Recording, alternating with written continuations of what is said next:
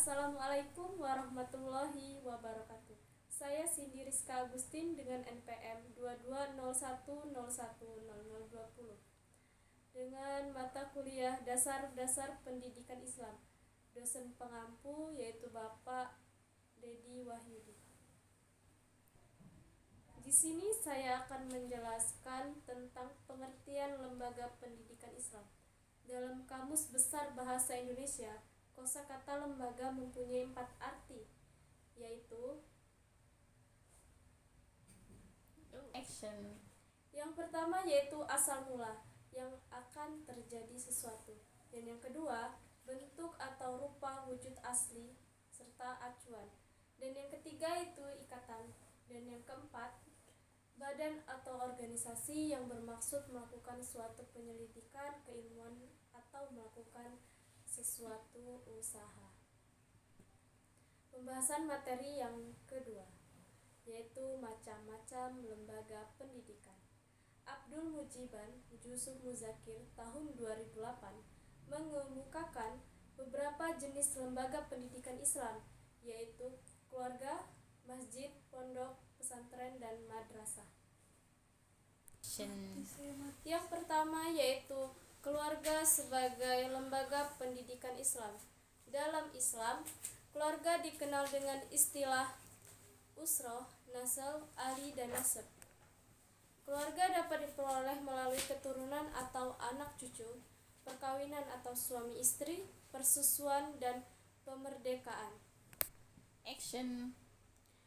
Yang kedua yaitu masjid sebagai lembaga pendidikan Islam. Secara harfiah, masjid adalah tempat untuk bersujud.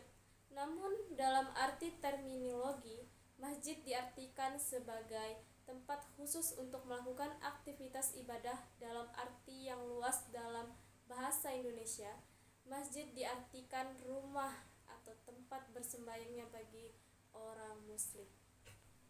Action. Yang ketiga, pondok pesantren sebagai lembaga pendidikan Islam.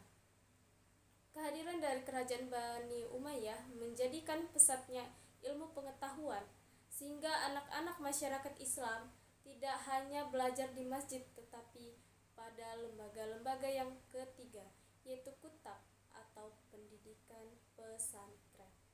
Kutab dengan karakteristik khasnya merupakan wahana dan lembaga pendidikan Islam yang semua sebagai lembaga baca dan tulis dengan sistem halaqah atau sistem wetonan. Action. Dan yang keempat yaitu madrasah sebagai lembaga pendidikan Islam. Madrasah ada hisim atau masdari kata darsa yang berarti sekolah atau tempat untuk belajar. Dalam perkembangan selanjutnya, madrasah sering dipahami sebagai lembaga pendidikan yang berbasis keagamaan. Adapun sekolah sering dipahami sebagai lembaga pendidikan yang berbasis pada ilmu pengetahuan dan pada umumnya. Action. Materi yang ketiga yaitu tantangan lembaga pendidikan Islam di era globalisasi. Menurut Daniel Bell, di era globalisasi saat ini, keadaan dunia ditandai oleh 5 kecenderungan sebagai berikut. Yang pertama, yaitu kecenderungan integrasi ekonomi yang menyebabkan terjadinya persaingan bebas dalam dunia pendidikan. Karena dunia pendidikan menurut mereka juga termasuk diperenggangkan, maka dunia pendidikan saat ini juga dihadapkan pada logika bisnis. Dan yang kedua yaitu kecenderungan fragmentasi politik yang menyebabkan terjadinya peningkatan tuntutan dan harapan dari masyarakat. Mereka semakin membutuhkan perlakuan yang adil, demokratis, egaliter, transparan, akuntabel, cepat, tepat, dan profesional. Yang ketiga, kecenderungan penggunaan teknologi tinggi atau high teknologi, khususnya teknologi komunikasi dan informasi seperti komputer. Dan yang keempat, kecenderungan interdependensi. Yang keempat yaitu kecenderungan interdependensi atau kesaling ketergantungan.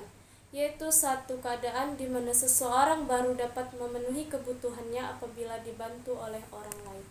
Yang kelima, kecenderungan munculnya penjajahan baru dalam bidang kebudayaan atau New Colonization in Culture yang mengakibatkan terjadinya pola pikir atau mindset masyarakat pengguna pendidikan, yaitu dari semula mereka belajar dalam rangka meningkatkan kemampuan intelektual, moral, fisik, dan psikisnya, berubah menjadi belajar untuk mendapatkan kerjaan dan penghasilan yang besar.